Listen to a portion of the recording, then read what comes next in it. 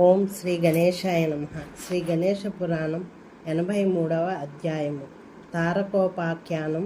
అనంతరం వ్యాసమునీంద్రుడు చతురాననుని ఇలా ప్రశ్నించాడు. ఓ చతురానన, జమదగ్ని నందనుడైన పరశురాముడు అద్భుతమైన తన తపస్సును ఎక్కడ ఎలా ఆచరించాడో, చివరకు గణేశుని ఎలా ప్రసన్నుని చేసుకోగలిగాడో ఆ వృత్తాంతమును నాకు విస్తారంగా చెప్పవలసింది. అప్పుడు చతురాస్యుడిలా చెప్పాడు.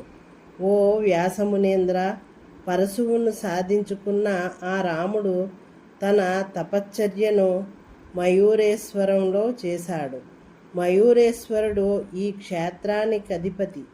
ఈ మయూరేశ్వరంలోనే అతడు కమలాసురుడనే రాక్షసుని కూడా వధించాడు. అక్కడే మయూరాన్ని వాహనంగా అధిష్ఠించాడు. ఆ కార్యం దిగ్విజయంగా పూర్తి చేసుకుని దేవతాగణముల చేత మునుల చేత కొనియాడబడినాడు. ఆ మయూర క్షేత్రంలోనే అనుష్ఠానం చేసి రేణుకాతనయుడు గణేశానుగ్రహాన్ని తద్వారా పరశువును ఆయుధంగాను పొందాడు. ఆనాటి నుంచి అతడు పరశురాముడన్న పేరుతో ఖ్యాతిగాంచాడు. ఈ విషయమై నీకో ఇతిహాసాన్ని చెబుతాను విను. పూర్వం తారకుడనే మహాబల సంపన్నుడైన రాక్షసుడుండేవాడు. 2000 దివ్య సంవత్సరాలు ఘోర తపస్సు చేశాడు. అప్పుడు బ్రహ్మ ప్రత్యక్షమై ఓ నీకు దేవర్షి, యక్ష, గంధర్వ జాతుల వల్ల కానీ, సర్పముల వల్ల కానీ, రాక్షసుల వల్ల కానీ, వారి శస్త్రాస్త్రముల వల్ల కానీ మృత్యువు లేకుండుగాక అంటూ వరాన్నిచ్చాడు. ఇలా బ్రహ్మ నుండి పొందిన వరము చేత గర్వితుడై ఆ తారకుడు 3 లోకాల వారిని పీడించసాగాడు. సాధువులను, వేదాధ్యయన పరులను, తపోనిష్టాగరిష్ఠులైన మహర్షులను వేధించసాగాడు.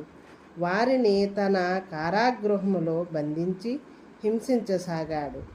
పాతాళ నాగలోకాలను, మత్స్యలోకాన్ని బలంతో స్వాధీనం చేసుకుని స్వర్గలోకానికి కూడా దాడికి వెళ్ళాడు. వాడికి భయపడి సచీపతి మొదలైన దేవతలు స్వర్గం నుండి పారిపోయి హిమవత్సర్వత గుహలలో తలదాచుకున్నారు. ఆ తారకుడికి భీతిల్లి సర్వత్రా యజ్ఞయాగాదులు, దేవతా పూజలు నిలిపివేశారు. ఆ తారకుడు సైతం అహంకరించి నేనే బ్రాహ్మణులకు అర్చనీయుడిని, నేనే పూజనీయుడను, సకల జనముల చేత నమస్కరింపబడదగిన వాణ్ణి, ఇంకెవరినైనా పూజించినా అర్చించినా అలా అర్చించి పూజించిన వారు దండింపబడతారు అంటూ సకల లోకాలను ప్రకటింపచేశాడు. అప్పటి నుంచి అంతటా జనులు స్వాధ్యాయాన్ని, యజ్ఞయాగాదికాలను వర్ణించి వ్యర్థులైపోయారు. కులధర్మములన్నీ విచ్ఛిన్నమైనాయి. సాంప్రదాయాన్ని వదులుకోలేని సదాచార పరాయణులు, మునులు, సాధువులు సర్వత్ర గుహలలో దాగికొని ఇలా దేవతా ప్రార్థనలు చేయసాగారు. ఓ శంకర, భక్తవ శంకర, ఈ ఘోర రాక్షసుడి వల్ల ఈ బాధలేమిటి ప్రభు? వీడు ఇలా విచ్చలవిడిగా అడ్డు ఆపు లేకుండా ప్రాణికోటిని క్షోభింపచేస్తున్నా చూస్తూ ఊరుకున్నావేమి స్వామి? నీకన్నా మరి మాకు దిక్కెవరు? ఎవరని మేము శరణు వేడము? నీకు మాపై సంహారేచ్ఛ కలిగితే అలాగే కానీ, లేదా సర్వులను పీడిస్తున్న ఈ తారకుడిని సంహరించి వాడి పీడ నుండి మాకు విముక్తి కలిగించు అంటూ దేవతాగణాలు ఆర్తితో ప్రార్థిస్తూ దుష్కరమైనట్టి ఘోర తపస్సును చేయసాగారు. కేవలం గాలినే భక్షిస్తూ తపస్సు చేస్తుండగా ఆ తారకుడు మళ్ళీ వారిపై విజృంభించి అమరావతిపై దండెత్తి ఇంద్రపదాన్ని ఆక్రమించాడు. బ్రహ్మలోకంపైకి దండెత్తి వెళ్ళి బ్రహ్మను చావమోదాడు. వైకుంఠానికి దాడికెళ్ళగా శ్రీ మహావిష్ణువు క్షీరసాగరంలోకి నిద్రలోకి వెళ్ళిపోయాడు. అప్పుడు కైలాసంపైకి కూడా దండెత్తగా శంకరుడు సైతం కైలాసం వీడి గుహాంతరములలో తలదాచుకున్నాడు. దిక్పాలకులు దిగ్గజములు కూడా స్థానభ్రష్టులై పర్వత గుహాలను ఆశ్రయించారు. వారి స్థానాలలో ద్వైత్యులను నియమించాడు తారకాసురుడు. భూమండలాన్ని యావత్తు నిష్కంటకంగా పరిపాలించసాగాడు. ఇంద్రాది సకల దేవతలు గంభీరంగా గుహలలో నుండే ఉమానాథుని స్తుతించసాగారు. దేవతాగణములు శివస్థుతి, ఓ గిరిజారమణ, భూమ్యాకాశములు, సూర్యచంద్రులు, తపస్సు, అగ్ని, వాయువు, యజమానుడు అనే 8 రూపాల్లో విస్తరించిన అష్టమూర్తి స్వరూపుడవు. స్థావర జంగమాత్మకమైన ఈ జగత్తునకు సృష్టి స్థితి లయకర్తవు నీవే. ఓ పరాత్పర, భక్తపరాధీనుడవు. భక్తార్తిహరుడవన్న నీ చిరకీర్తి అపహసించబడరాదు కనుక నీవే పూనుకొని ఈ దుష్టదానవుడి వినాశం కావించు. మా ఆర్తిని తొలగించు. దుఃఖంతో వికలచిత్తులమైన మాకు స్వస్థ చిత్తాన్ని కలిగేలా మమ్మల్ని రక్షించు. అన్యదా శరణం నాస్తి త్వమేవ శరణం మమ అంటూ పరిపరి విధాల ప్రార్థించిన ఫలితం లేకపోవటంతో తమ ఎదుటి ఉన్న మూల ప్రకృతి స్వరూపిణి అయిన జగన్మాతతో తమ కష్టాలను విన్నవించుకున్నారు. దేవీ స్తుతి. ఓ జగన్మాత, భక్త ఆపన్నివారిని, జ్ఞానప్రదాయిని, భవతారిణి, ఈ దుష్టతారకుని బారి నుండి మమ్మల్ని కాపాడు. దేవతల పాలిట శాపం వల్లే సంప్రాప్తమైన ఈ పీడాకారుని వల్ల పదభ్రష్టులమై అరణ్యాల పాలయ్యాము. ఓ కరుణామయి, జగజ్జనని, త్రైలోక్య రక్షాకరి, సర్వాణి, చిత్కళారూపిణి, నీకు నమస్కారము. బ్రహ్మాది దేవతలచే నిత్యం కొనియాడబడే దానవు, వేదాలకు సైతం కనుగొనజాలని ఉన్నత స్థితి అందుండే ఓ ఈశ్వర ప్రియపత్ని, దివ్యమంగళ రూపిణి, అసుర సంహారివి నీవే. దయతో పూనుకొని జగత్తుకు అభయాన్ని అనుగ్రహించు.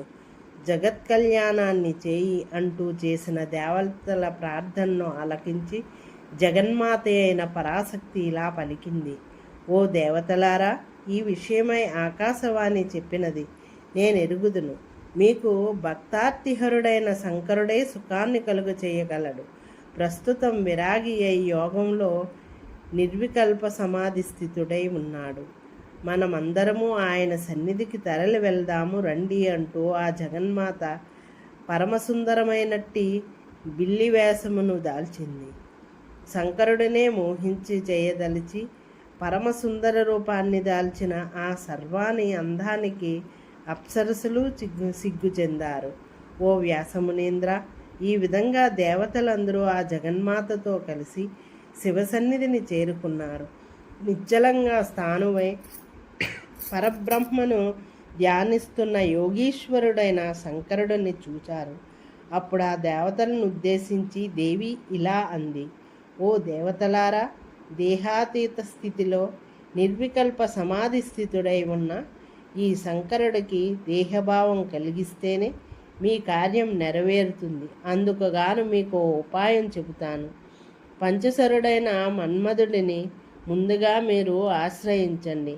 అతని శరీరముతో కొట్టబడి వికల్పం చెందితేనే శివుడు దేహభావాన్ని పొందుతాడు.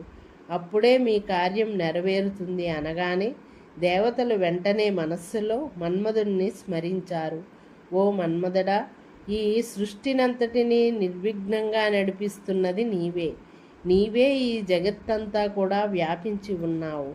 నీ యొక్క ప్రభావం చేతనే స్త్రీలు కామినులు బలవత్తరులవుతున్నారు.